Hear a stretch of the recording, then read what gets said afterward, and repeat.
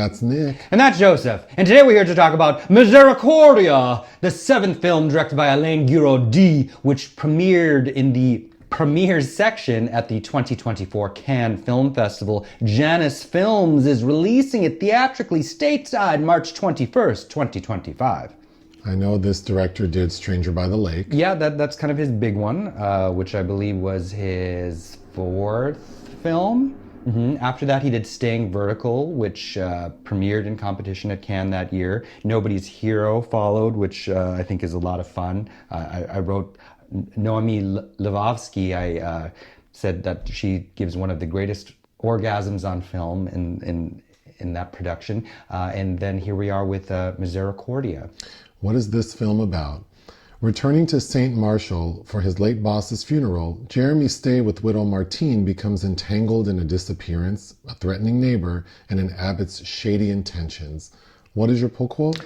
Subtly sinister and strangely sexual, Misericordia continues to mine Guiraudie's drifting themes of perverse, intimate desires loosed in the wilds of the isolated countryside. Mine. Misericordia is a peculiar and intriguing bird, one that left me satisfied but also hungry for more. I did enjoy this movie quite a bit. I did too. I mean, you've seen at least one other film by him, so tonally, I think you can see a lot of similarities. Yeah, it's dry and humorous in a way that I enjoy. Once we get into the story, though, I did hope that we would get a little bit more, specifically from the main character. Sure. But overall, I do think it's very good. He does like kind of sexually unidentifiable Frenchmen moving from a city or a larger population to the countryside, and then, strange things begin to happen. I also happen to just have read, because he's a novelist as well, I think it's a 2018 publication called Now Begins the Night. And that novel feels very much like Stranger by the Lake mashed into Misericordia, because very similar situations happen as in both those separate films. So this story is about a guy named Jérémie who goes back to a small town to attend the funeral of his late boss who ran a bakery Jérémie worked in. So he goes to the funeral, then visits the widow, played by Martine, played by the great Catherine Frot, huge fan of hers. Yeah. And at her house is her son, Vincent. Jean-Baptiste Durand, and we forgot to say Jérémie is portrayed by an actor named Félix Kysyl. Kysyl? I'm probably saying that wrong. So obviously Jérémie has a relationship with the widow and the son. He used to be, it seems like he and the son, when they were younger, were friends. And so he stays for the day after the funeral. He's ready to drive home when the widow, Martine, says, "You can't drive, you've been drinking. You can just stay here in Vincent's old room." Because Vincent is now married with a kid, living elsewhere.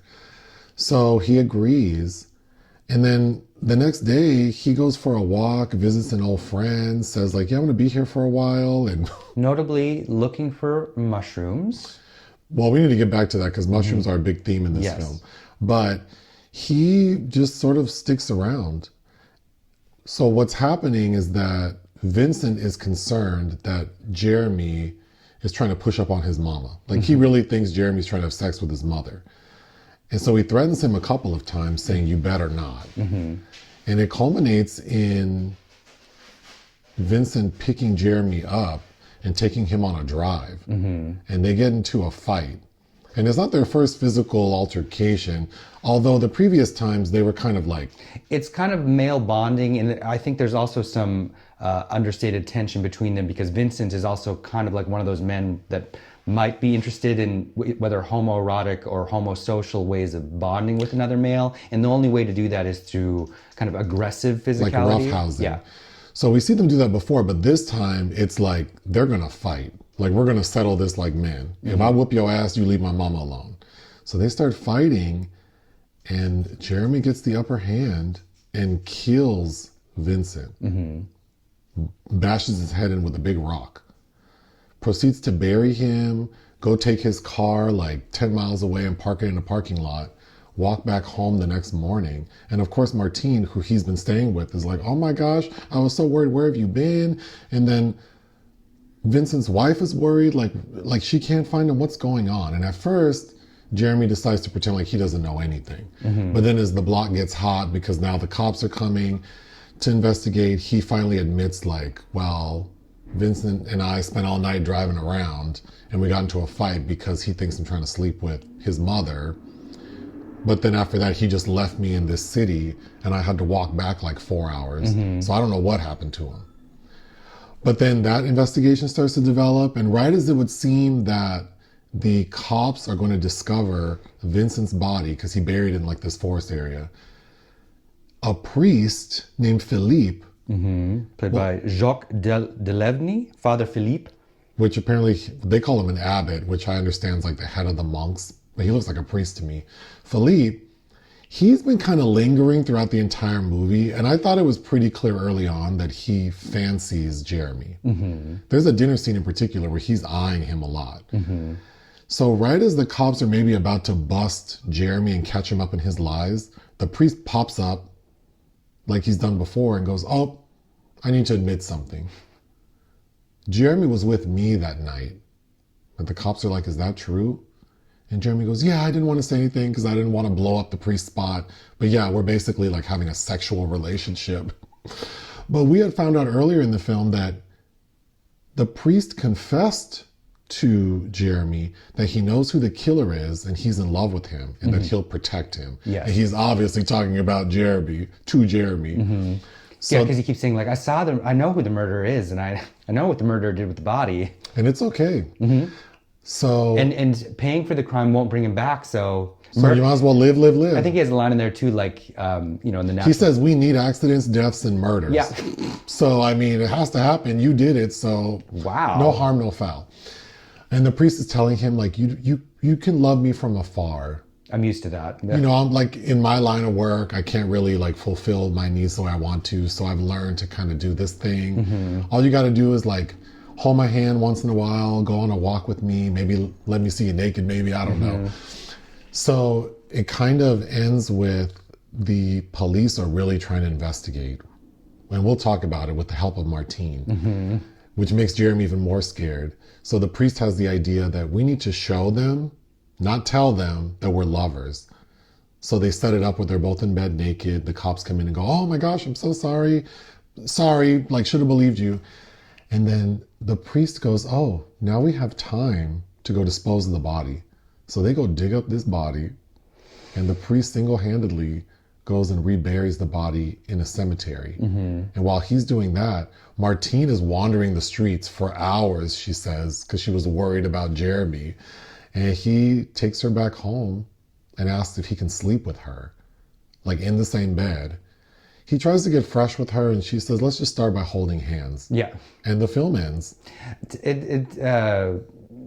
It's really a film about shifting spaces.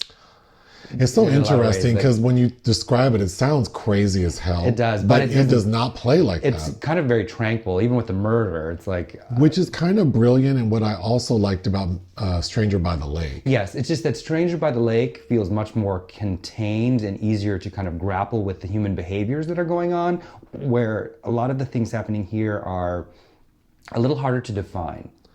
That's my issue with the story, is that I feel very unclear about specifically Jérémie's intentions. It's just hard to read him. Whereas in Stranger by the Lake, those characters, even though they're also kind of one-dimensional, I think we understand who these people are and what they're looking for, what their needs are. With Jérémie, I just really don't understand anything about him. Well, with the title is Latin, which means...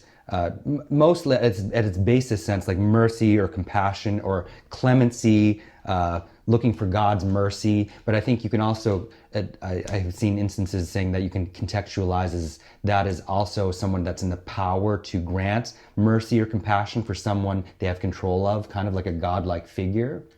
Oh. And I think that is kind of what's going on with this Priest. handsy priest here, who is also kind of a French cliche in a lot of ways, like a super sexually repressed French priest. I read somebody comparing this to Pilat's excellent film Under the Son of Satan with Gerard Depardieu, which now that I said that, I think of that. But also, I saw this at Cannes, but rewatching it yesterday, I think that Guiraudie, who always has like a weird coterie of colorful characters and the sidelines. This, if I didn't know it was him, there are snippets of this that feel very much like a Bruno Dumont production as well.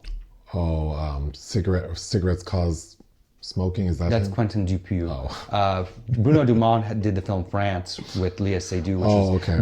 But he also has a lot of rural films, especially the little Keen films that have like very colorful, strange characters in the countryside.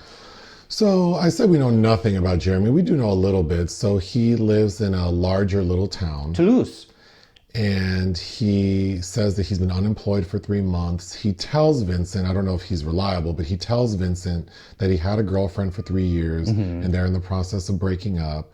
We also understand that Jérémie seems very fixated on the dead husband/father. Yes. His former boss. And there's an exchange with Martine that suggests that it probably was unconsummated, but that she also knew about his desire for her dead husband. And we learned that, well, I mean, like you just said, she kind of spells it out. But up prior to that, we see that early on, they're looking through a photo album. And we see a picture of his former boss, like in a Speedo, like at the beach. From the year prior to before the disease took him, we're told. And he looks quite well put together. But it's clear that Jérémie is like longing over this picture. And at the point that you mentioned, he asks Martine, do you have negatives of these photos?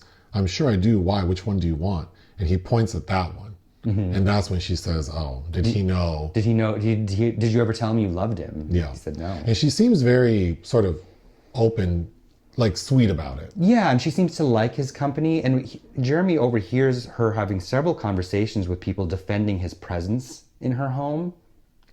Yes, because I guess it would be Martine's daughter-in-law, feels weird about him. Oh, as does Vincent. Yeah, and Vincent is very Vincent's very threatened about the space that Jérémie is taking up.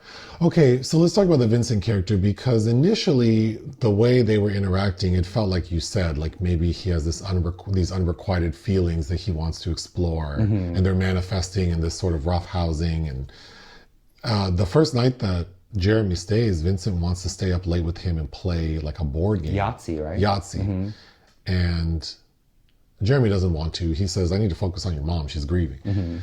But then I think it seems odd that if that's what Vincent is kind of hoping for, why would he think that Jérémie wants to sleep with his mother if he thinks Jérémie is a queer? I think that it seems like they spent formative teenage years together, and it sounds like maybe Jérémie received a different kind of attention from the father. Oh, like Vincent's kind of jealous about that. Because, like you said, Vincent wants to play as Eartha Kitt would pronounce it, Yahtzee. But and he's like, no, your mom's grieving. Vincent seems real checked out about his dad dying. Yes, so that's true. To me, that signals like maybe he didn't kind of get the TLC he needed. But then there's another character named Walter, who the day after when Jérémie spends the night and he's on his walk looking for mushrooms, he goes to Walter's house and just knocks on the door. Or I think Walter comes out and he's like, hey girl, remember me? Yeah, why are you here? Well, we used to be friends. He goes, not really, but yeah. He's like, well, we should have been. I really liked you. And Walter's like, okay, well, want to grab a drink? Sure, sometime. How about now? Not now. Okay, well, see you soon. Ta-ta. Then like skirtle. What's the word? Scuttles? Skedaddles. Okay. Then he goes back another time. They get drunk. It seems like it's like 11 a.m. Oh, can we talk about this drink? Everyone's drinking something called pasties, which is like licorice flavored liqueur. It's kind of cloudy. Oh, I can't.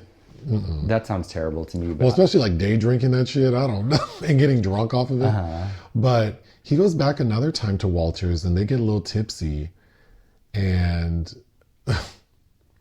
Jérémie, so Vincent shows up and Walter's like, oh my gosh, you need to hide, because Walter knows that Vincent doesn't like Jérémie. Like they've already talked about it. So Walter, shoos Jérémie off eventually after he sort of vents again about, or he shoos Vincent off after Vincent vents about not liking Jérémie. But when Vincent leaves, we see that while they were talking, Jeremy was rummaging through Walter's dirty clothes. There are bugs. And there are bugs. And Walter is not a...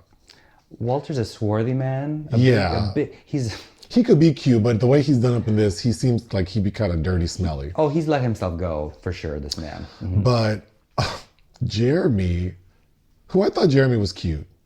He reminded me of an old friend who you know, mixed with Emma Stone. Oh, I was thinking Joshua Jackson. Oh, yeah. But if you mix Joshua Jackson with Emma Stone. Yeah, sure. Those big cat eyes. And Vincent's cute too. But Jeremy had dug through Walter's dirty clothes. And also, Walter's a plus-size man. And Jeremy's not.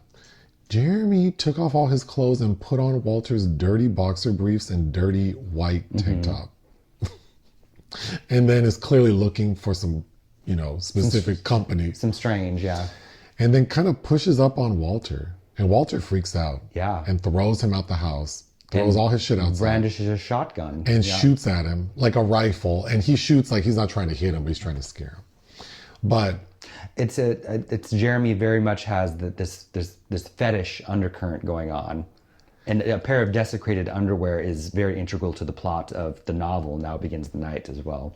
Well, we also see at a point that Jeremy has asked Martine for clothes, and I believe that it was strategic because he was assuming that he wants socks and underwear. Well, from the dead dad, husband, and then so he's trying on the deceased clothes, and then he asked Martine, "Well, can you give me some socks and underwear?" Clearly wanting the deceased actual socks and underwear, and she's like, "Well, maybe I have some new ones somewhere." It's which kind of lends a sense of necrophilia to this as well. And I think that gets back to the mushrooms and what fungus is. And we'll talk about the mushrooms. And a regeneration of matter. Because before Vincent is killed, we hear talk about everyone in the town likes to go pick mushrooms. These porcinis or whatever. Yeah. Is that how you say it? Yeah. And that's how the priest, Philippe, bumps into Jeremy a couple times because he's always out there digging up mushrooms. But in the area where Jeremy buried Vincent, the mushrooms grow up overnight. Well, yeah, because that's how mushrooms work. Right. If you've ever tended your own yard. Which is funny because at a point Martine makes omelets out of them mushrooms. Yeah, Philippe had picked mushrooms from that site, and then Jeremy has to eat an omelet made with the mushrooms from his the body he buried. But what do you think the mushrooms represent?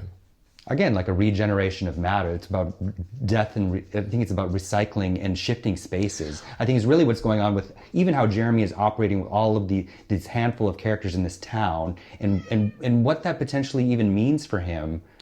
Because each of these people kind of could give him something different, but all of them really give him access to the dead lover as a conduit.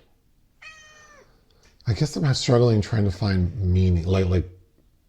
Well, to me, and maybe that's just because I think that this is a trope that Guiraudie uses, that this like Pierre Deladonchamp in Stranger by the Lake, like the young man in the novel, what's his name in Staying Vertical, are all Damien Boussard, something like that, are all kind of men of a certain age that are drifting like they have nowhere to go and nothing that defines them. So this is almost like, you usually quote RuPaul, but Thomas Wolfe, you can't go home again, but there's a protection in nostalgia, and I think a certain longing is reawakened in him because there's all this talk about him restarting the bakery that he used to work for that is now defunct. And I think the comfort of being in that bosom where not much is expected of him, and he can kind of explore these strange kinks at will because there's this undercurrent that allows for it there. Sure. So I think that all of these people are a way to stay connected to this man that those feelings are very much alive for still. And the one that least does that is Vincent because of his aggression.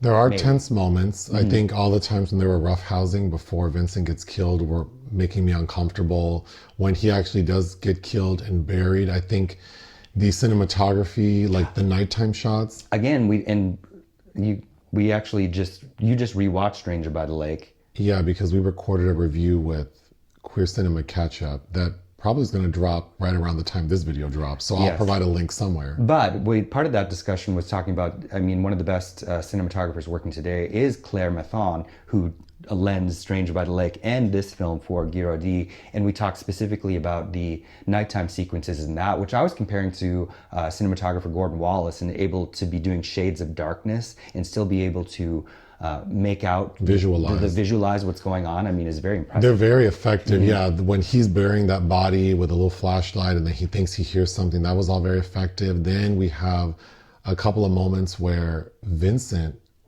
goes by his mom's house to wake up Jérémie like at 4:20 in the morning, like before he goes to work, to basically question him. I thought those were really creepy.